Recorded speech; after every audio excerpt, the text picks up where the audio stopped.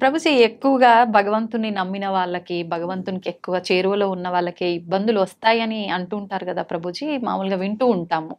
అదంతా ఎంతవరకు నిజం అంటారు? అసలు నిజంగా భగవంతుడి దగ్గర ఉన్న వాడికి కష్టాలు రావు అనేది ఎంత అబద్ధమో, భగవంతుడి దగ్గర ఉన్న వాళ్ళకి ఎక్కువ కష్టాలు వస్తాయి అనేది కూడా అంతే అబద్ధం.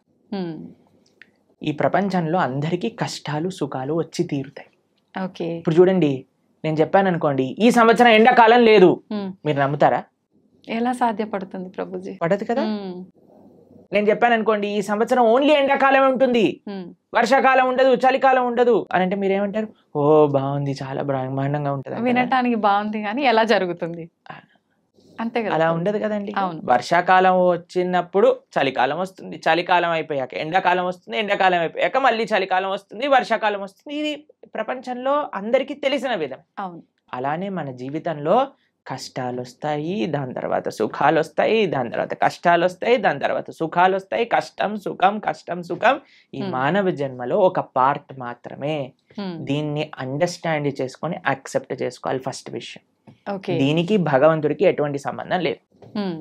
నీ జీవితంలో అంటే మనందరి జీవితంలో కష్టము సుఖము, ఎలా అయితే ఎండాకాలం వస్తుందో, ఎలా అయితే వర్షాకాలం వస్తుందో, ఎలా అయితే చలికాలం వస్తుందో, అలానే కష్టము సుఖము మిక్స్డ్ కాలం మూడు మన జీవితంలో ఉంటాయి, ప్రతి ఒక్కళ్ళ జీవితంలో. మరి భగవంతుడు ఏం చేస్తాడు? భగవంతుడు ఏమైనా కష్టాలు తీసేసే వాడిని, నేను కష్టాలు తీయడానికే భగవంతుని మనం అపాయింట్ చేసుకున్నాము అని మీరు అనుకుంటున్నారా? చాలా మంది ఏమనుకుంటారో తెలుసా అండి, వాడు నా పనివాడు, నాకు ఏదైనా కష్టం వస్తే వాడు దాన్ని క్లీన్ చేయాలి, ఇలా భగవంతుని భావిస్తారు. ఇది కరెక్ట్ భావన అంటారా? చాలా తప్పు ప్రభుజీ. తప్పేనా?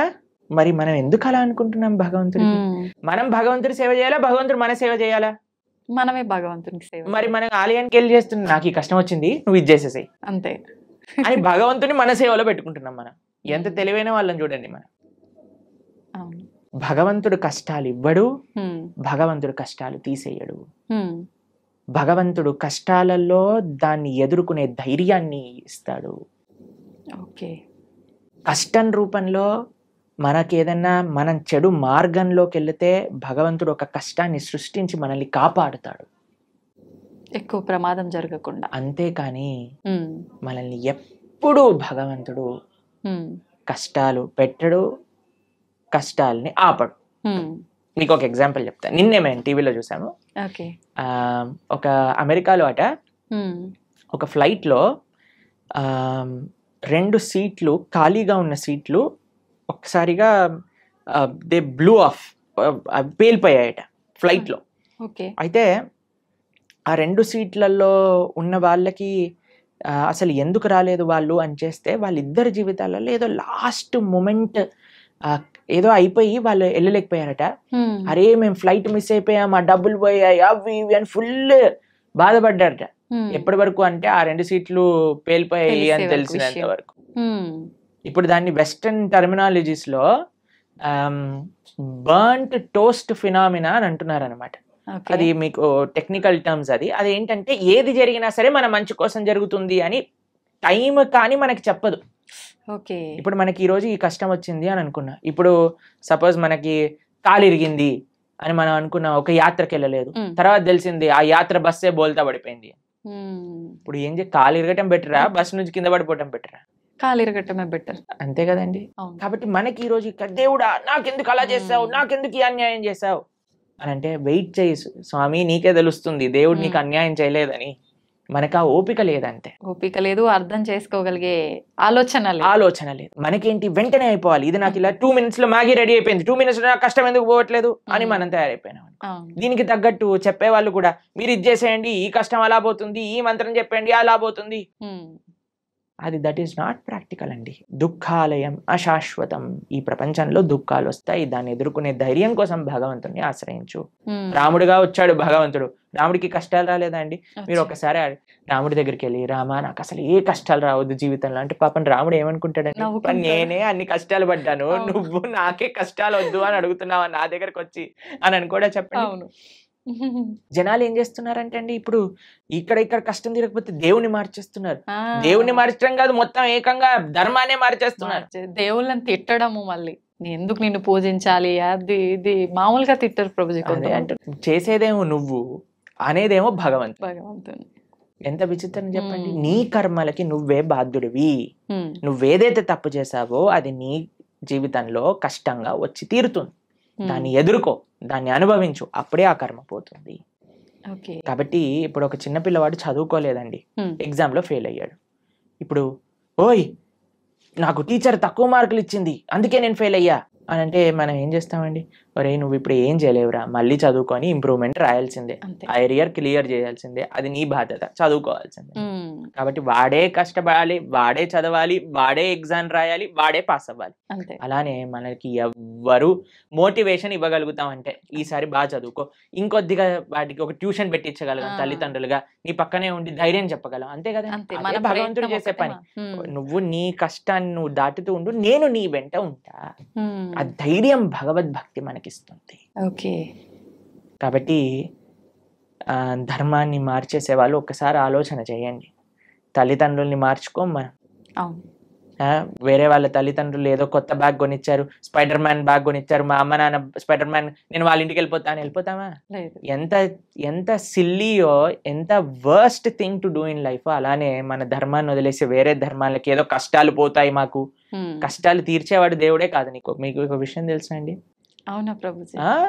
ఎవరైనా చెప్పారనుకోండి ఇది చాలా పవర్ఫుల్, మొత్తం కష్టాలని పోతాయి, అక్కడికి అస్సలు వెళ్ళకూడదు. ఎందుకని ప్రభుజీ? ఎందుకు అని అంటే ఇప్పుడు కష్టాలు పోయాయి అనుకోండి, మన కర్మ ఎప్పుడో ఒకసారి మన కర్మ అనుభవించాల్సిందే కదా. ఈ రోజు కాకపోతే రేపు తప్పదు. కాబట్టి నీ కష్టం ఈ రోజు మాయమైపోయింది అని అనుకోండి, ఈ రోజు మాయమైపోతుంది, రేపు వస్తుంది, దాన్ని నువ్వు తప్పించుకోలేవు. అంటే మనం చేసుకునే కొన్ని పుణ్య కార్యాల వల్ల మన పాపాలు తొలగిపోయే అవకాశం ఉంటుంది అని అంటారు కదా ప్రభుజీ. దాంట్లో భాగంగా పుణ్యము, మంచి పనులు పుణ్యాన్ని ఇస్తాయి, చెడు పనులు పాపాన్ని ఇస్తాయి. ఓకేనా? పుణ్యము సపరేట్ గా అనుభవించాలి, పాపం సపరేట్ గా అనుభవించాలి. పుణ్యం ఎక్కువ చేసేస్తే పాపాన్ని అది తొలగించదు. అర్థమైందా మీకు? ఇప్పుడు పుణ్యం ఏదైతే ఉందో దాన్ని మీకు స్వర్గానికి తీసుకెళ్తుంది అని అనుకోండి, పాపం ఏదైతే ఉందో దాన్ని మీకు నరకానికి తీసుకెళ్తూ ఉంది అనుకోండి. మీరు ఎక్కువ పుణ్యం చేసేస్తే ఈ పుణ్యం వెళ్ళి పాపాన్ని ఇది చేసేదన్నమాట. పుణ్యం ఖాతానే, పాపం ఖాతానే. ఈ రెండూ పోవాలి, ఈ రెండుతో మాకు పని లేదు అని అన్నప్పుడు మనం భగవంతుడికి శరణాగతి చేయాలి, భగవంతుడి యొక్క భక్తి చేయాలి. అప్పుడు మనకి పుణ్యంతో సంబంధం ఉండదు, పాపంతో సంబంధం ఉండదు. భగవంతుడిని ఆశ్రయించడం, భగవంతుడిని చేరుకోవటం, ఇది భక్తి మార్గము అని అంటే. కాబట్టి ఫస్ట్ పాపాచరణ మానుకోవటం మనుష్యత్వం, మనుష్యత్వంలో పుణ్యాచరణ, మంచి మనిషిగా మారటం, మంచి మనిషిగా మారిన తర్వాత ధర్మాన్ని తెలుసుకొని భక్తిని ఆశ్రయించి భక్తుడుగా మారటం. ఇట్లా 3 స్టేజెస్ ఉన్నాయి. కాబట్టి ఫస్ట్ స్టెప్ ఇస్ పాపాన్ని పక్కన పెట్టండి, పాపాచరణ తప్పు. దాని తర్వాత నెక్స్ట్ స్టేజ్ మంచి మనిషిగా మారటం, మంచి మనిషిగా మారాక ధర్మం గురించి, దేవుడి గురించి తెలుసుకోవటం, భగవంతుని ఆశ్రయించటం. అప్పుడు మనకి పాపంతో సంబంధం ఉండదు, పుణ్యంతో సంబంధం ఉండదు, భగవంతుడితో మాత్రమే సంబంధం ఉంటుంది. అలా సాధ్యపడుతుందా ప్రభుజీ అట్లా ఉండడం? తప్పకుండా. ఇప్పుడు చూడండి, రోడ్డు పైన మురికి నీళ్ళు ఉన్నాయనుకోండి, ఒక మనం బకెట్ల మురికి నీళ్లు రోడ్డు పైన పడేసాం అనుకోండి, మీరు మధ్యాహ్నం కల్లా వచ్చారనుకోండి, అక్కడ ఒక్క చుక్క నీరు కూడా ఉండదు. ఎందుకు చెప్పండి? సూర్యుడు మొత్తం లాగేస్తాడు, అన్నిటినీ ఎవాపరేట్ చేసేస్తాడు, అంతేనా? పెద్ద పెద్ద నదులే ఎవాపరేట్ అయిపోతాయి. సూర్యుడికి ఆ శక్తి లేదా? అలానే భగవంతుడికి కూడా ఆ శక్తి ఉంది. భగవంతుడిని ఆశ్రయించినప్పుడు, భగవంతుడికి శరణాగతి, భగవంతుడు చెప్పిన మార్గాన్ని, అలా దేవుడి దగ్గరికి వెళ్ళి 10 రూపాయల టికెట్ ఇచ్చి అయ్యా నీకు అర్చన చేయించేసా, నా పాపాన్ని తీసేసాయి, ఇలా బిజినెస్ ట్రాన్సాక్షన్ కాదండి. మనస వాచ కర్మన భగవద్ మార్గంలో మనం నడిచినప్పుడు, భగవంతుడికి శరణాగతి చేసినప్పుడు ఆయన మన దగ్గర ఉండే ఎటువంటి కర్మ బ్యాగేజ్ నైనా సరే ఆయన మొత్తం డిసపియర్ చేసేయగలరు. అది భగవంతుడికి ఉండే శక్తి. ఎప్పుడు మనం నిజమైన భక్తి మార్గంలో నడిచినప్పుడు, అది ముఖ్యం. హడావిడి హంగామాలు ఆర్భాటాలు చేస్తుంటారు మామూలుగా, భగవంతుడి విషయంలో వచ్చేసరికి అవన్నీ కాకుండా మనస్ఫూర్తిగా మనం దైవ మార్గంలో ఉండాలి. హంగామా, హడావిడి, ఆర్భాటం ఎందుకు చేయకూడదు? చేయొచ్చా గురుగారు? ఎందుకు చేయకూడదు అని అడుగుతున్నాను. ఒక మ్యారేజ్ డే మనం సెలబ్రేట్ చేసినప్పుడు 25th మ్యారేజ్ యానివర్సరీ పెద్దగా గందరగోళం చేసేసినప్పుడు, పిల్లవాడి ఫస్ట్ బర్త్డే ఇంత పెద్దగా చేసినప్పుడు, ఒక పెళ్లికి కొన్ని లక్షల కోట్లు ఖర్చు పెట్టేసినప్పుడు భగవంతుడికి పూజ మాత్రం ఎటువంటి ఏమీ చేయకూడదు, స్వామికి దాలియాలు కట్టకూడదు. మన వాళ్ళు ఇప్పుడు మొన్న మాకు ఒక వీడియో పంపించారు, ఒక ఫేమస్ యాక్ట్రెస్ బాలీవుడ్ లో అంటుంది, నేను టాయిలెట్ కైనా డబ్బులు ఇస్తాను కానీ గుడి కట్టడానికి డబ్బులు ఇవ్వను అని. ఎందుకు అంత? ఎందుకు అని అంటే నో మోర్ రిలీజియస్ ఇన్స్టిట్యూషన్స్ అని ఏదో దానికి జనాలందరూ కరెక్టే చెప్పింది, రిలీజియస్ వల్ల ఒక ఆలయం కట్టడం వల్ల ఏమి పని ఉంది దానికి అని అంటున్నారు. ఎందుకంటే అందరు ఇలాంటి మెంటల్ గా తయారవుతారు. అవును, ఆలయాలు లేవు కాబట్టి, రిలీజియస్ ఇన్స్టిట్యూట్స్ తక్కువ అయ్యాయి కాబట్టి ఇలాంటి వాళ్ళు పుడుతున్నారు. నిజమే, టాయిలెట్ మెంటాలిటీ కలిగిన వాళ్ళు. అదే ఆలయానికి ఇచ్చుంటే, భగవంతుడికి ఇచ్చుంటే మంచి మనస్తత్వం ఉన్న వాళ్ళు పుట్టేవారు. ఇలాంటి వాళ్ళని ప్రపంచంలో ఎవరు గుర్తుండరండి. ఒక 10-15 ఏళ్ల తర్వాత ఎవరిని దే విల్ నాట్ రిమెంబర్. కానీ మనం ఇప్పటికీ గుర్తు పెట్టుకునేది ఎవరిని అని అంటే శివాజీ మహారాజ్ లాంటి రాజులని, ఎవరైతే ధర్మం కోసం కాపాడారు, దేశం కోసం ప్రయత్నం చేశారు, దేశం కోసం, దైవం కోసం, సమాజం కోసం. ఇటువంటి భావనలే రావట్లేదండి జనాలకి ఈ మధ్య. మొత్తం ఫ్యాషన్ అయిపోయింది. భగవంతుడి యొక్క ఆలయం రామ మందిరం కట్టడానికంటే ఎందుకు ఇన్ని వేల కోట్లు, అందరినీ పేద ప్రజలకు పంచేయచ్చు కదా. ఎన్ని రోజులు పంచుతావు, ఎన్ని రోజులు పంచుతావు అనేది ప్రశ్న. ఈ రోజు నువ్వు అన్నం పెట్టగలవా, రేపు పెట్టగలవా, ఎల్లుండి పెట్టగలవా, ఆకలి తీరుతుందా? కానీ భగవద్ ఆలయం ఏం చేస్తుంది అంటే మనసుని మారుస్తుంది, ఒక మంచి ప్రేరణనిస్తుంది. ఒక ఆలయం దేన్ని విషయాలకి కేంద్రం చూడండి మీరు. ఒకటి ఆర్ట్, కల్చర్, ట్రెడిషన్, హెరిటేజ్, ఎన్నిటిని నిలుపుకుంటుంది రామమందిరం. ఒక మందిరం మీరు చూసారంటే ఎన్ని వ్యవస్థలు, పూలు అమ్ముకునే వాళ్ళకి మందిరం, ఒక ఫార్మింగ్ చేసే వాళ్ళకి మందిరం, ఒక ఆర్ట్స్ నేర్చుకునే వాళ్ళకి మందిరం, భగవంతుని ఆశ్రయించిన వాళ్ళకి మందిరం. ఒక మనసులో ఒక ఉత్సాహం, ఒక నమ్మకం, ఒక విశ్వాసం, ఒక ధైర్యం కావాలంటే గుడికి వెళ్తామండి. మీరు మీ జీవితంలో ఎప్పుడైనా వెళ్ళారా అలా? అందరం వెళ్ళే ఉంటాం కదా. ధైర్యం కావాలి. భగవంతుడా మేము ఈ కష్టంలో ఉన్నాము, ఒక ధైర్యం నింపుకోవడానికి భగవంతుడి దగ్గరికి వెళ్ళి చెప్పుకుంటాం మనం. ఎక్కడికి వెళ్తాం ధైర్యం కావాలంటే చెప్పండి. అసలు ఈ ప్రపంచంలో ఎక్కడైనా ఏ ప్రదేశం ఉందా ధైర్యం కోసం వెళ్ళడానికి? మీరు థియేటర్కి వెళ్తే ధైర్యం వస్తుందా? లేదు. పార్క్కి వెళ్తే ధైర్యం వస్తుందా? లేదు. షాపింగ్ మాల్కి వెళ్తే ధైర్యం వస్తుందా? భగవంతుడి దగ్గరికి వెళ్తే ధైర్యం వస్తుంది. ఆ నమ్మకం, ఆ విశ్వాసం, ఆ పట్టుదల. ఏదో ఒకటి ఇన్స్టిట్యూషన్ మన కల్చర్ని, మన ఆర్ట్ని, మన ట్రెడిషన్ని, మన సాంప్రదాయాన్ని నేర్పించే ఇన్స్టిట్యూషనే మందిరం. కాబట్టి మనకి వీ వాంట్ ఎవ్రీథింగ్. ఎప్పుడైనా మీరు హైదరాబాద్ లో ఈ 5 స్టార్ హోటల్ కట్టబోతున్నారు, వాడిని అడిగారండి, ఎందుకు 5 స్టార్ హోటల్ కడుతున్నావు, నీ పక్క నుండి స్లమ్ లో అన్ని డబ్బులు బంచేసాయి, 1 స్టార్ హోటల్ కట్టి సరిపోతుంది అని మనం ప్రశ్నిస్తామండి? లేదు. ఎందుకు? మనకు కావాలి. ఎవరైనా 700 crores 1000 crores పెట్టి మూవీస్ తీస్తే వాడికి వెళ్ళి చెప్తామా, ఒరే నువ్వు ఈ మూవీ తీయకరా, మేమందరం ఏం పర్వాలేదు, చూడకపోయినా పర్వాలేదు, నువ్వు 1000 కోట్లు పనిచేసే జనాలకి అని చెప్తారా అండి ఎవరైనా? లేదు. దీంట్లో మనకి ఏం ప్రాబ్లం లేదు. కానీ ఎప్పుడైతే భగవంతుడికి ఏదన్నా సేవ చేస్తున్నారనుకోండి, భగవంతుడికి అభిషేకం చేస్తే వెంటనే పాలేంటి అని అంటారు. నేను చూసానండి సినిమా హీరోల కట్అవుట్లకి పాలాభిషేకాలు చేస్తూ ఉంటారు. రాజకీయ నాయకులకి, కరెక్ట్ రాజకీయ నాయకుల విగ్రహాలకు పాలాభిషేకం. అప్పుడేమైంది మన నీతి? మనకు నచ్చిన పని చేస్తే తప్పులేదు. మీరు చూసారండి ఇప్పుడు కొత్తగా ఈ ట్రెండ్ లో ఏమంటామంటే ఆ న్యూ ఇయర్ పార్టీలు అవి ఇవి అని చేసుకుంటారు కదా, దాంట్లో షాంపైన్ బాటిల్స్ లోంచి షాంపైన్ అంతా ఇలా పోతూ ఉంటుంది చూసావా? అప్పుడు నీకు డబ్బులు వేస్ట్ కాదే, 5,000 10,000 ఎంత ఉంటాయో మనకు తెలియదు. కానీ ఆ బండిటిని నేల కొరగటంలో నీకేం తప్పులేదు, పిచ్చి పిచ్చి గంతులు వేయటంలో నీకు తప్పులేదు, పబ్బులు కట్టడంలో తప్పులేదు, రెస్టారెంట్స్ కట్టడంలో తప్పులేదు, మాల్స్ కట్టడంలో తప్పులేదు, సినిమా థియేటర్లు కట్టడంలో తప్పులేదు, మందిరం మాత్రమే తప్పు. ఎందుకంటే భగవంతుడు మంచివాడు కాబట్టి. పాపం వాడు ఏమన్నాడు కదండి, నవ్వుతూ అలా నించుంటాడు. భగవంతుని కూడా తప్పట్లే. భగవంతుడిని ప్రేమతో ఉండే వాళ్ళ దగ్గర ఆయన ఉంటారండి, అది వేరే విషయం. ఆయన ఏం ఎక్స్పెక్ట్ చేయట్లేదు మనం ఇంత పెద్ద గుడి కడతాం అంత గట్టు, అది మన కృతజ్ఞత. కాబట్టి జనాలు అందులో ఆర్భాటాలు వద్దు అని కేవలం భక్తిలో అనుకుంటే తప్పు. లేదండి మాకు మా జీవనమే సరళం, మేమే ఒక మ్యారేజ్ డే వచ్చింది అనుకోండి, ఆలయానికి వెళ్ళి దండం పెట్టుకుంటాం. అలానే భగవంతుడి యొక్క ఉత్సవం వచ్చిన ఆలయానికి వెళ్దాం. లేదండి మేము మ్యారేజ్ డే మాత్రం ఒక 2-3 లక్షలతో చేస్తాము, కానీ కృష్ణాష్టమికి మాత్రం 100 రూపాయలు ఖర్చు పెడతాం. అది తప్పు.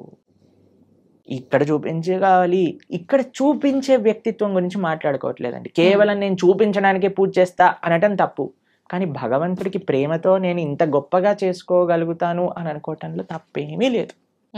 చేసుకోవచ్చు, కానీ మన హృదయంలో ఆ భక్తి, ఆ ప్రేమ అనేది ఉండాలి. ఓకే, ఏమంటారు మీరు?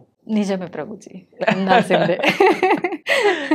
చాలా తక్కువ మందిలో ప్రభుజీ రాను రాను ఇంకా అంటే ఎక్కువ ఆధ్యాత్మిక మార్గంలో భగవంతునికి దగ్గరగా ఉండాలంటే ఎక్కువ అంటే ఏమంటారు సెంటిమెంట్లు, కండిషన్లు ఎక్కువ ఉండాల్సిందేనేమో అని చెప్పి లిమిట్ లో అని అందరు జనాల్ని ఒక మబ్బెలో పెట్టేశారు జనాలు. కానీ మీరు మనందరం కలిసి ఇంకా ఇంకా ప్రజలలో ఆ చైతన్యాన్ని తీసుకొని రావాలి.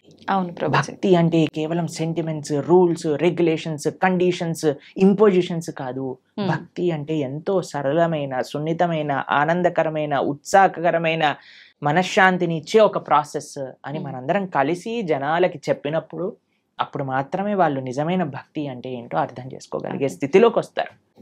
నిజమే ప్రభుజీ. ఇంకా ఇంకా ఇంటర్వ్యూస్ చేయాలి ఇలా. తప్పకుండా చేద్దాం ప్రభుజీ, మార్పు మనతోటే మొదలు పెడదాం. ఓకే, అయితే ప్రభుజీ నేటి అల్ట్రా మోడర్న్ జనరేషన్ వాళ్ళకి కృష్ణతత్వాన్ని అనుసరించాల్సిన ఆవశ్యకత ఎంతవరకు ఉంది ప్రభుజీ? ఏ జనరేషన్ వాళ్ళకైనా కృష్ణుని, భగవంతుణ్ణి అనుసరించాల్సిన అవసరం ఉన్నది. ఎలా అయితే మనకి ఓషన్లో ఉండే బోట్స్కి మీరు లైట్ హౌస్ అని ఉంటుంది తెలుసు కదా, అక్కడ నుంచి లైట్ వస్తుంది. ఆ లైట్ని చూస్తే వాళ్ళకి ఎక్కడికి వెళ్ళాలి అనే విషయం అర్థం అవుతుంది. లేకపోతే ఎక్కడ నేల ఉంది, ఎక్కడ మనం దాటచ్చు ఈ సముద్రాన్ని అనేది తెలియదు. ఇప్పుడు మనందరికి ఒక లైట్ హౌస్ లాంటి వాడు అన్నమాట. భగవంతుడు, భక్తి, గురువు, శాస్త్రము ఇవన్నీ ఒక లైట్ హౌస్ లాంటివి. మనందరం ఈ సంసారంలో బోట్ సముద్రంలో చూసారండి, ఎలా ఇలా పైకి ఇటు ఊపుతుంది, అటు ఊపుతుంది, సామాన్లన్నీ కింద పడిపోతూ ఉంటాయి. అలా మన పరిస్థితి కూడా అలానే ఉంది. మానసికంగా, వ్యక్తిగతంగా, ఎమోషనల్, ఫిజికల్, మెంటల్ అన్ని స్టేట్ లో వీఆర్ ఆల్ డిస్టర్బ్డ్. కానీ ఎప్పుడైతే ఆ లైట్ హౌస్ మనకు కనిపిస్తుందో, భగవత్ తత్వము అనేది ఏదైతే మనం తెలుసుకుంటామో అప్పుడు మనకి హోప్ ఉంటుంది జీవితంలో. ఇక్కడ ఒడ్డు ఉన్నది, ఇక్కడికి వెళ్తే మేము సురక్షితంగా ఈ సముద్రం నుంచి బయట పడగలుగుతాము అని. కాబట్టి ఏ అల్ట్రా మోడర్న్ అయినా, ఎటువంటి వాళ్ళైనా సరే అందరికీ శరణు భగవంతుడు. కాబట్టి ఎప్పుడైతే ఆ కేంద్రం మనకి ఉందో జీవితంలో, మంచి ధర్మం, సమాజ సేవ, దేశ సేవ, భగవత్ సేవ అనే కేంద్రం వైపు ఎప్పుడైతే మనందరం నడుస్తామో అప్పుడు ప్రతి ఒక్కళ్ళలో ఆధ్యాత్మికత, ఆ ఆనంద భావన అనేది కలుగుతుంది. కానీ ఇప్పుడు ప్రస్తుత సమాజంలో మోడర్న్, అల్ట్రా మోడర్న్ అన్నారు కదా మీరు, ఎంత అల్ట్రా మోడర్న్ అయితే అంత అల్ట్రా ప్రాబ్లమ్స్ వస్తున్నాయి. ఇది నిజం ప్రభుజీ. ఎప్పుడైనా మీరు డిప్రెషన్ అనేది విన్నారా అండి? మేమైతే మా టైంలో డిప్రెషన్ ఏంటి, మెంటల్ హెల్త్ ఇష్యూస్ ఏంటి, ఈ సైకాలజిస్ట్, సైక్రియాటిస్ట్ దగ్గర 3,000-4,000 రూపాయలు వారానికి ఖర్చు పెడుతున్నారు ఇప్పుడు చిన్న యూత్ లో ఉండే పిల్లలకి. చిన్న చిన్న పిల్లల డిప్రెషన్ ఇప్పుడు ఎవరికి తెలియదు అసలు ఈ మెంటల్ హెల్త్ ప్రాబ్లమ్స్ ఏంటి అనేది ఎప్పుడు వినలేదు. ఒకళ్ళు చెప్పారు, ప్రభుజీ మేము వెళ్ళి మా అమ్మకి చెప్పాను నాకు డిప్రెషన్ ఉందంటే నువ్వు పారాసెటమాల్ వేసుకో తగ్గిపోతుంది అని చెప్పిందట వాళ్ళ అమ్మ. ఎందుకంటే పాపం తెలియదు కదా ఎవరికి మెంటల్ హెల్త్ అంటే ఏంటి, డిప్రెషన్ అంటే ఏంటి అని. అలాంటిది భారతదేశం. ఎంత మీరు అల్ట్రా మోడర్న్, సూపర్ మోడర్న్ అవుతుంటే అంత మనకి mental health problems, physical health problems. ఇప్పుడు చూడండి, ఎవరిని అడిగినా సరే నాకివ్వి నాకవ్వి అని చెప్తున్నారు. ఇంతకు ముందు అలా మీరు చూసారండి మీ వయసులో ఎప్పుడైనా? మీరు ఎప్పుడైనా మెంటల్ హెల్త్ విన్నారా మీ చిన్నప్పుడు? మేము డిప్రెషన్ లో ఉన్నామండి, స్ట్రెస్ లో ఉన్నామండి, యాంగ్జైటీలో ఉన్నామని ఎప్పుడైనా విన్నారా మీరు? అలాంటి పదాలు ఎందుకు? మీరు అల్ట్రా మోడర్న్ సొసైటీలో లేరు కాబట్టి. ఇప్పుడు ఎందుకు వినాల్సి వస్తుంది? అల్ట్రా మోడర్న్ సొసైటీ తయారైంది కాబట్టి. కాబట్టి ఎంత మనం మన సంస్కృతిలో మన ఫౌండేషన్, ఇప్పుడు చూడండి, ఫౌండేషన్ స్ట్రాంగ్ ఉంటే బిల్డింగ్ ఉంటుంది. ఫౌండేషన్ వీక్ ఉంది అనుకోండి బిల్డింగ్ కదిలిపోతుంది. మనకి ఇప్పుడు ఫౌండేషన్ వీక్ ఉంది, పెద్ద పెద్ద స్కై స్క్రేపర్ బిల్డింగ్లు కట్టేస్తున్నాం. కానీ ఫౌండేషన్ లేదు కదా, ఎప్పుడు కూలిపోతుందో తెలియదు. ఫౌండేషన్ ఏంటి? అదే ఆధ్యాత్మికత. ఓకే, మీరు ఎంత పెద్ద బిల్డింగ్ కట్టుతున్నారు అన్న దాంతో మీరు అల్ట్రా మోడర్న్ అవ్వండి, సూపర్ అల్ట్రా మోడర్న్ అవ్వండి, super super super duper ultra modern అవ్వండి, నో ప్రాబ్లం. కానీ నీ ఫౌండేషన్ ని చూసుకో, బేస్ ఎలా ఉంది. బేస్ కానీ ఆధ్యాత్మికత కానీ ఉంటే మీరు ఎంత పెద్ద బిల్డింగ్ కట్టినా అది స్ట్రాంగ్ గా ఉంటుంది. కాబట్టి we are concerned about the foundation. We are not concerned about what you are doing. కానీ ఏ భావనతో చేస్తున్నాము, దేన్ని ఫౌండేషన్ చేసుకొని మన జీవితంలో ఎదుగుతున్నాము అనేది మనకి ముఖ్యం. ఓకే, ఇప్పుడు అంటే మాట్లాడుకోవడం వరకు బాగానే ఉంటుంది ప్రభుజీ, చెప్తాము, వింటారు, వదిలేస్తారు.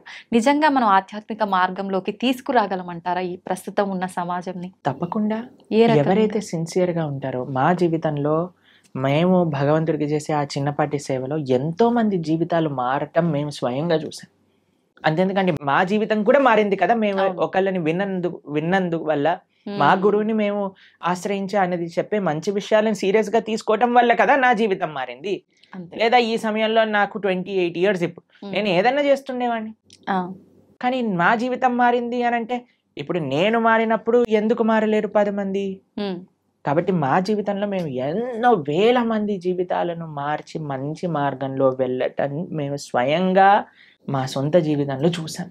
ఓకే, అది శాస్త్రవాకు. ఎవరైతే భగవంతుడి గురించి మంచి హృదయంతో భగవంతుడు ఇచ్చిన మెసేజ్ని యాక్సెప్ట్ చేస్తారో జీవితంలో, వాళ్ళు తప్పక మారతారు. That is not difficult thing at all. కేవలం మంచి విషయాలు మనం వినగలగాలి, మంచి వాళ్ళ సత్సంగంలో ఉండగలగాలి, మంచి ఆధ్యాత్మిక పుస్తకములు చదవగలగాలి, మన మంచి ఆహారాన్ని స్వీకరించటంతో పాటు మంచి అలవాట్లు అన్నీ మనకు ఉండగలిగితే తప్పకుండా మారుతాం. And we will change for good and we will be all happy. Prabhuji, ఆధ్యాత్మిక మార్గంలో నడిస్తే అంత మంచే జరుగుతుంది, ఆ మార్పు అనేది మొదలవ్వాలి అనుకున్నాం. అసలు నిజంగా ఆధ్యాత్మికం వైపు వెళ్ళాలి అన్న ఆలోచన కలిగే వాళ్ళు కొంతమంది ఉంటారు ఇలాంటి మాటలు విన్న తర్వాత. అటువంటి వాళ్ళ ఆలోచన విధానము అనేది ఏ రకంగా ఉంటే బాగుంటుంది గురుజీ? ఫస్ట్, ఆధ్యాత్మిక మార్గంలో మొట్టమొదటి అడుగు శ్రవణం. శ్రవణం కీర్తనం విష్ణు స్మరణం పాదసేవనం అర్చనం వందనం దాస్యం సాఖ్యమాత్మ నివేదనం అని ప్రహ్లాదుడు భాగవతంలో చెప్తాడు. మొట్టమొదటి అడుగు శ్రవణం. ఇప్పుడు ఎవరికైనా ఆధ్యాత్మిక మార్గం అంటే ఏంటి తెలుసుకోవాలి అని అనుకుంటున్నారు అనుకోండి, అసలు ఆధ్యాత్మిక మార్గంలో నేను ఎలా ఉండాలి, ఒక బేసిక్ బుక్ అనేది మనకి సనాతన ధర్మానికి ఒక పుస్తకం, ఒక మాన్యువల్, ఒక మెషిన్ కొన్నాం అనుకోండి, ఒక మాన్యువల్ కావాలి కదండి. అలా అసలు మనం ఏమి చెయ్యాలి మానవ జన్మ వచ్చాక అని చెప్పేదే భగవద్గీత. మీరు మన ఛానల్లో, ప్రణవానంద దాస్ అనే ఛానల్లో, ఇప్పుడు ఎవరికైనా మీకు ఈ ఇంటర్వ్యూ వినటం వల్ల అసలు మాకు ధర్మం అంటే ఏంటి, హిందూ ధర్మం అంటే ఏంటి, అసలు భగవంతుడు ఏం చెప్పాలనుకుంటున్నాడు, అసలు మానవుడు ఏం చెయ్యాలి అని మీకు ప్రశ్నలు ఉన్నాయనుకోండి, మనం 18 లెక్చర్స్ మాత్రమే, ఒక్కొక్క లెక్చర్ 1 hour మాత్రమే ఉంటుంది. ప్రణవానంద దాస్ ఛానల్లో మీరు వెళ్ళి ప్లేలిస్ట్ లో భగవద్గీత అని మీరు చూసారనుకోండి, కేవలం సింపుల్ 18 లెక్చర్స్. ఇప్పటి వరకు సుమారుగా 8 లక్షల మంది పైగా ప్రవచనాలు విని ఉన్నారు ఆల్రెడీ. కాబట్టి మీరు జస్ట్ దాన్ని 18 లెక్చర్స్ వినండి, 1 to 18 కంప్లీట్ చేసే లోపల మీకు మొత్తం క్లారిటీ వస్తుంది జీవితంలో మనం ఏం చేయాలి. It is very simple. దాని తర్వాత ఫస్ట్ స్టెప్ శ్రవణం అయిపోయాక మెల్లమెల్లగా ఒక్కొక్క అడుగు మిమ్మల్ని ముందుకు తీసుకెళ్తుంది ఆ శ్రవణం యొక్క శక్తి వల్ల. కాబట్టి మీరు ఇప్పుడు హాలిడేసే కాబట్టి మీకు అంత బిజీగా ఉండరు అని నేను భావిస్తున్నాను. కాబట్టి అట్లీస్ట్ ఈ సమ్మర్ హాలిడేస్లో ఈ 18 లెక్చర్స్ భగవద్గీత, సంపూర్ణ భగవద్గీత ప్రణవానంద దాస్ అనే యూట్యూబ్ ఛానల్లో మీరు విని చూడండి. మేము చాలా సింప్లిఫైడ్ వేగా అందరికీ సనాతన ధర్మం గురించి ఎక్స్ప్లెయిన్ చేసే ప్రయత్నం చేశాం ఆ వీడియోస్లో. కాబట్టి మీరు చూసి మీ యొక్క భావనలు వ్యక్తపరచండి. తప్పకుండా I think that will be a guiding light for everybody. ఎందుకంటే భగవద్గీత శాస్త్రమే అటువంటిది. కాబట్టి ఇది ఫస్ట్ స్టెప్. ఎందుకంటే అన్ని స్టెప్స్ ఒకసారి చేయకూడదు కదండి. నెక్స్ట్ ఇంటర్వ్యూలో సెకండ్ స్టెప్ గురించి మాట్లాడుకుందాం. ఇప్పుడు ఫస్ట్ స్టెప్ భగవద్గీత 18 లెక్చర్స్ వినటం. ఓకే, శ్రవణం. ఓకే ప్రభుజీ, ఆహారం విషయానికి వస్తే చాలా మంది ఈ మధ్య కాలంలో నాన్ వెజ్ ఫుడ్కి ఎక్కువ అలవాటు పడిపోతున్నారు, ఎక్కువగా మాంసాహారం తింటున్నారు. నిజంగా మాంసాహారం అనేది తినడం తప్పంటారా ప్రభుజీ? మనకి ఎప్పుడైనా దోమ కుట్టినప్పుడు మీకు ఏమనిపిస్తుందండి? నొప్పి, బాధ కలుగుతుంది. ఏమంటారు అప్పుడు? దోమ కుట్టింది పాట్ అని వేసేస్తారు కొంతమంది. అయితే అరే ఆ దోమ ఎక్కడుందో పట్టుకొని రారా, దాన్ని ఎలా అయినా చంపేయాలి. ఇప్పుడు బ్యాట్లు తీసుకొని ఏమంటారు, మీరు యుద్ధానికి వెళ్ళినట్టు దోమలను కాలబడి దోమలు చంపేస్తాయి. ఇంత పెద్ద శరీరం నీది, ఇంత చిన్న దోమ, ఇంత చిన్న చీమ కుడితే అబ్బో చీమ కుట్టింది, నీళ్లు పోసేయండి, చీమలు అన్నిటి తీసేయండి, లక్ష్మణ్ రేఖ పెట్టేసేయండి.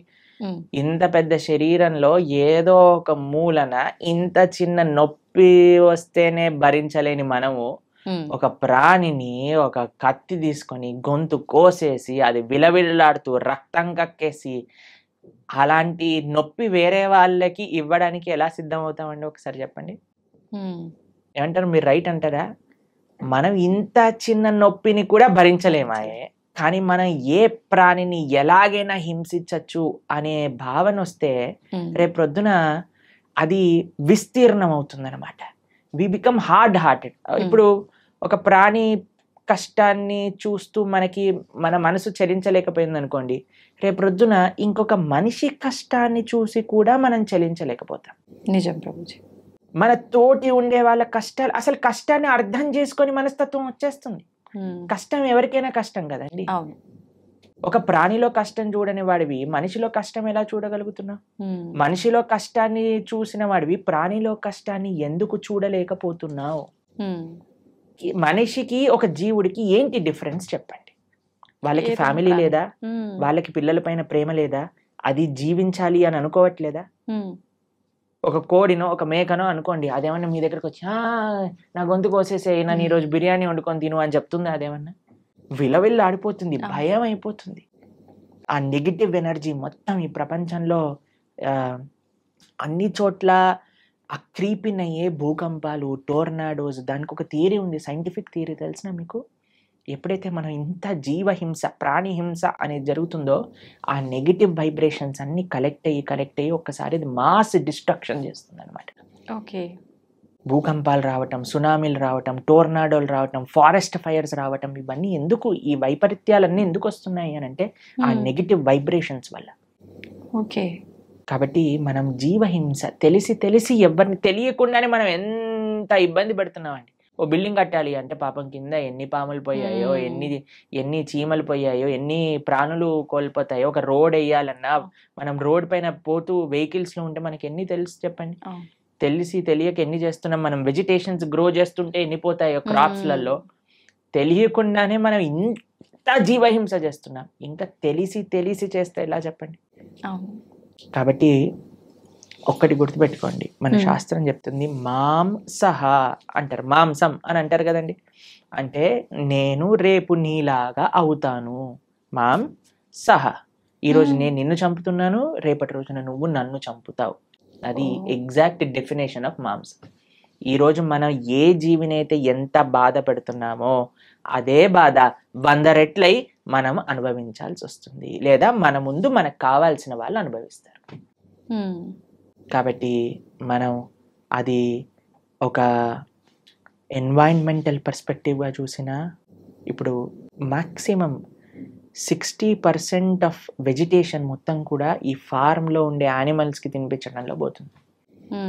అదే కానీ మనం ఇప్పుడు చూడండి, ఇప్పుడు ఇండియాలో మనం వెజిటేరియనిజం గురించి మాట్లాడితే ఎలా అంటున్నారు, వెజిటేరియన్స్ ఎట్లా అవుతారు, అది ఇది ఇది ఇది ఇది దీనికి విరుద్ధం, దానికి విరుద్ధం, ఇది మా ఫ్యామిలీకి విరుద్ధం, ఇది మాకు ఇది విరుద్ధం అని పెద్ద యుద్ధాలకు వచ్చేస్తున్నారు. ఫారినర్స్ అందరు వీగన్ కల్చర్ విన్నారా మీరు ఎప్పుడైనా? వీగనిజం అని పెరిగిపోతుంది అక్కడ. ప్లాంట్ బేస్డ్ డయట్, యానిమల్ ఉన్న దాన్ని వాళ్ళు టచ్చే చేయరనమాట, దాన్ని వీగన్ అని అంటారు. మొత్తం మీరు చూస్తే, మేము ఆస్ట్రేలియా మెల్బోర్న్ లో ఒక వీగన్ స్ట్రీట్ అని ఉంది, మొత్తం స్ట్రీట్ అంతా వీగన్ రెస్టారెంట్స్. అక్కడ అమెరికాలో అన్ని చోట్ల ఇప్పుడు వీగనిజం పెరిగిపోయింది. మీరు ఎక్కడికి వెళ్ళినా సరే వీగన్ అని చెప్తే మీకు ఒక్క డైరీ ప్రోడక్ట్ కూడా టచ్ చేయరు వాళ్ళు. అలాంటి స్ట్రిక్ట్ వెజిటేరియన్ డైట్ ని వీగనిజం అని అంటారు అనమాట. కాబట్టి పాశ్చాత్య దేశస్తులు, దానికి ఏం ఆధ్యాత్మికత అవసరం లేదండి నాన్ వెజిటేరియన్ ఆపేయడానికి.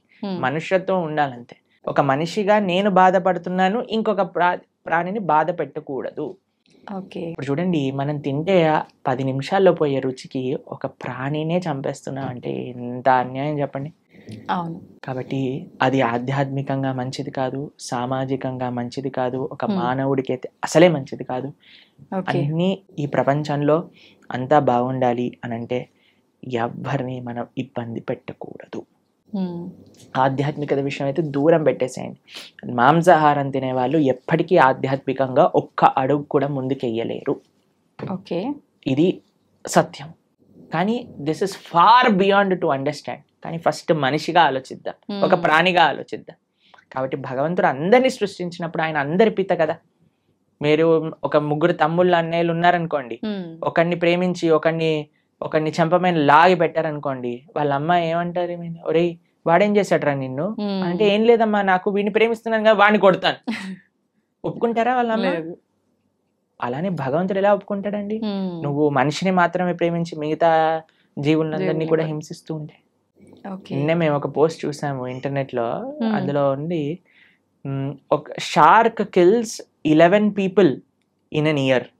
ఒక షార్క్ ఒక 10-11 మంది మనుషుల్ని చంపేస్తుందట, తినేస్తుందట సంవత్సరంలో. ఒక ప్రదేశంలో, జస్ట్ ఒక స్టాటిస్టిక్స్ చెప్తున్నారు అనమాట. కానీ ఒక మనిషి 11,000 షార్క్ ని గంటలో చంపేస్తాడట తినడానికి, దాని లెదర్ కోసం అని. ఎంత అన్యాయం చెప్పండి. కాబట్టి మనం ఈ అన్యాయాన్ని ఎంతగా ఆపగలిగితే, అందరం ఎంత సాత్వికంగా, ఎంత హింస ఫ్రీగా ఉండగలిగితే మన ప్రపంచం అంత బాగుంటుంది. మీకు ఇంకొక విషయం చెప్తాను. మేము ఒక బుక్ చదివాం, దాన్ని how to live to be 100 అని అంటారు. 100 సంవత్సరాలు బ్రతుకుండాలంటే సీక్రెట్. అందులో ప్రపంచంలో 100 సంవత్సరాలు పూర్తిగా బ్రతికిన ప్రదేశాల్లో హైయెస్ట్ మెంబర్స్ ఎక్కడైతే ఉన్నారో అక్కడ రీసెర్చ్ చేసి ఆ పుస్తకం రాశారనమాట. అందులో తేలింది ఏంటి అని అంటే, these are all animal products free. మాంసం అనేది వాళ్ళు స్వీకరించలేదు. ఇప్పుడు ఏ డాక్టర్ దగ్గరికైనా మీరు వెళ్ళి అడగండి, ఏదైనా మనకి ఇంత చిన్న జబ్బు, రోగం, జనం వచ్చింది అనుకోండి, ఫస్ట్ నాన్ వెజిటేరియన్ మానేయి అని చెప్తారట. కాబట్టి that is not natural for us. ఇప్పుడు చూడండి, కార్నివోరస్, హర్బివోరస్ అని మనం వినే ఉంటాం. కార్నివోరస్ అంటే మాంసాన్ని తినేవి, హర్బివోరస్ అంటే చెట్లను తినేవి. మనవి, మన బాడీ మన నోటి నుంచి ప్రారంభం చేసుకొని మన డైజెస్టివ్ సిస్టమ్ మొత్తం కూడా హర్బివోరస్ యానిమల్స్ లానే ఉంటుంది, కార్నివోరస్ యానిమల్స్ లా.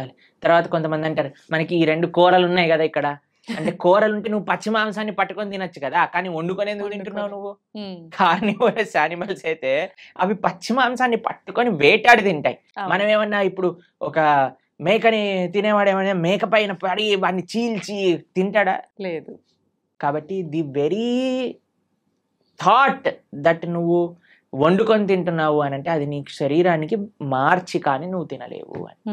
కానీ ఇప్పుడు చూడండి, సాలడ్స్ లో మీరు ఏ కూరగాయలు వేసినా సరే కక్కర్ అని తినేస్తారు. క్యారెట్లు తినేయచ్చు, బీట్రూట్లు తినేయచ్చు, ఏదైనా తినేయచ్చు పచ్చిగా.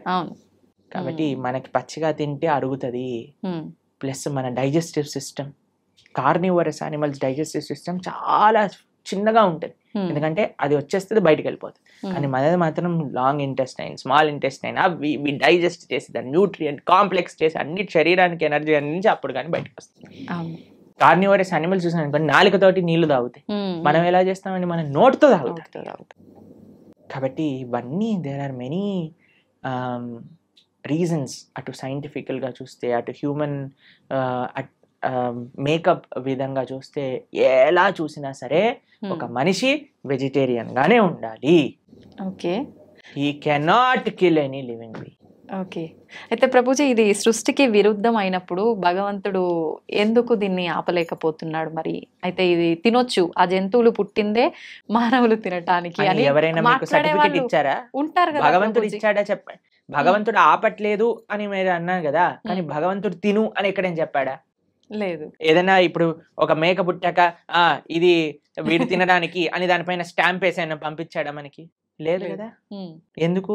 ప్లస్ ఈ మనిషి కూడా ఎందుకు సెలెక్టివ్ గా ఉన్నాడు? నేను మేకనే తింటా, కోడిని, కుక్కని ఎందుకు తినావు నువ్వు? నీ పెంచుకునే కుక్కకి ఇంకా బయట ఉండే మేకకి ఏంటి డిఫరెన్స్? కొంతమంది డాగ్ లవర్స్ ఉంటారు, మీరు చూసారు, కన్నా మున్నా చున్నా అని ఎప్పుడు ఇలా కుక్కని ఇలా పట్టుకొని అలా పట్టుకొని, కుక్కకి ఏమన్నా అయితే వాళ్ళు ఏలవటం అవి. అరే, ఆ కుక్కకి ఎంతైతే ప్రాణం ఉందో ఆ మేకకి కూడా అంతే ప్రాణం ఉంది. ఏమన్నా మేకల తక్కువ ప్రాణం ఉందా చెప్పండి? లేదు. మరి ఎందుకు మనం ఆ డిఫరెన్షియేషన్ చేస్తున్నాం? భగవంతుడు నీకు తినాలి అని చెప్పలేదు, కాబట్టి భగవంతుడు నీకు తినద్దు అని కూడా వచ్చి చెప్పడు. శాస్త్రం అన్నీ చెప్పింది. మద్యం, పానం, శ్రియ, సూన, యత, అధర్మశ్చ చతుర్విధం. భాగవతం చెప్పింది ఈ విషయాలు. 4 విషయాలు తప్పు. వ్యభిచారము, మాంసాహారాన్ని స్వీకరించటం, జూదమాడటం, తర్వాత మాదక ద్రవ్యాలు, సిగరెట్, మందు, గుట్కా, మాణిక్ చంద్, ఇవన్నీ వేసుకుంటారు కదండి, ఇవన్నీ ఈ 4 అధర్మము అని శాస్త్రం క్లియర్ గా చెప్తుంది. కాబట్టి ఈ 4ని మనం దూరం పెట్టాలి, అప్పుడే మనం మనిషి అవుతాం. మాంసాహారం తినడమే తప్పు, అసలు మహాతప్పు, పాపం, మహాపాపం. పాపం కాదు, మహాపాపం. మహాపాపం. మీరు మనం ఇక్కడ ఏవేవైతే చేస్తామో మళ్ళీ అక్కడికి వెళ్ళిపోయాక మనల్ని కూడా అలానే చేస్తారు. దానికి సిద్ధము అని అంటే మన ఇష్టం. ఇంకా చాలా మంది అంటారు చూసుకుందాంలే ఏదైతే అది. అలాంటి మూర్ఖులకి మనం ఇంకేం చెప్తామండి. సో ఒక గుర్రాన్ని నీటి వరకు తీసుకెళ్ళటం కానీ నీటిని తాగించలేం కదా. మన ప్రయత్నం మంచి విషయాలు 10 మందికి చెప్పటము, అంతేకాని ఎవరిని మనం గొంతు పట్టుకొని ఇది చేయించలేమన్నమాట. వాళ్ళ జీవితంలో వాళ్ళకి ఆ అనుభవము, ఆ మానసిక మెచ్యూరిటీ, తర్వాత ఆ పరిపక్వత అనేది వాళ్ళకే ఉండాలి. అయితే ప్రభుజీ చాలా మంది ఎక్కువగా భగవంతుని ఆరాధనలో ఆధ్యాత్మిక మార్గంలో ఉంటూ ఉంటారు, యథావిధిగా నాన్ వెజ్ అవన్నీ తీసుకుంటూ ఉంటారు. అలాంటి వాళ్ళు చేసే ఆధ్యాత్మికత నాన్ వెజిటేరియన్ రెండు ఒక దాటిలోకి రావు. నాన్ వెజిటేరియన్ ఆధ్యాత్మికం అవ్వలేడు. ఆధ్యాత్మికంగా వెళ్ళే వ్యక్తి నాన్ వెజిటేరియన్ తినలేడు. పూజలు పునస్కారాలు వేరే విషయం అండి. పూజలు పునస్కారాలు చేస్తూ నువ్వు నాన్ వెజిటేరియన్ తింటున్నావు, అది వేరే విషయం. కానీ ఆధ్యాత్మికత అనేసరికి భగవంతుడు ఏంటి, భగవంతుడు ఏం చెప్పాడు అని అర్థం చేసుకోవటం ఆధ్యాత్మికత. భగవంతుడు నన్ను ఎలా జీవించమని చెప్పాడో అర్థం చేసుకొని జీవించటం ఆధ్యాత్మికత. మనం 100 పూజలు చేయి, పునస్కారాలు చేసుకొని ఏదైనా చేసుకోండి, కానీ భగవంతుడు జీవించమన్న జీవన విధానాన్ని మనం ఆచరించకపోతే he will not care for us. ఇప్పుడు చూడండి, మీకు మీ పిల్లలు ఉన్నారు, మీరు చెప్పిన మాట వినటం మీకు ముఖ్యమా, మీరు చెప్పిన విధంగా వాళ్ళు ఉండటం మీకు ముఖ్యమా, లేదా మీరు చెప్పిన విషయాలు ఏమీ పాటించకుండా బయటికి వెళ్ళి మా అమ్మ ఇంత గొప్పది, మా అమ్మ అంత గొప్పది, మీ ఫోటో పెట్టుకొని రూమ్లో రోజు ప్రొద్దున అగరబత్తులు తిప్పేసి ఆరతులు పెట్టేసి మీకు పెద్ద పెద్ద మాలలు వేయటం ముఖ్యమా? మీరు చెప్పండి, ఏది మీకు సంతోషాన్ని ఇస్తుంది? చెప్పిన మాట ఆచరిస్తే అంతే కదా. చెప్పిన మాట ఆచరించి మీరు పెద్దగా ఏం చేయకపోయినా మీరు ఆనందంగానే ఉంటారు కదా. నాన్న చదువుకో, మంచిగా ఉండు, 10 మందితో మంచి చెయ్యి, నువ్వు ఎప్పుడు బాగుండాలి, అది మీరు చెప్పిన విధానాన్ని వాళ్ళు ఫాలో అవుతాయి కదా. అదే ఆధ్యాత్మికత అంటే. భగవంతుడు ఏం చెప్పాలనుకుంటున్నారో తెలుసుకొని దాన్ని ఫాలో అవ్వటం ఆధ్యాత్మికత. భగవంతుడు ఫోటోలు పెట్టి ఓ ఓ అని తిప్పేటాలో ఆధ్యాత్మికత కాదు. ఎప్పుడు వరకు మనం ఆయన మార్గాన్ని ఫాలో అవ్వకపోయినంత వరకు.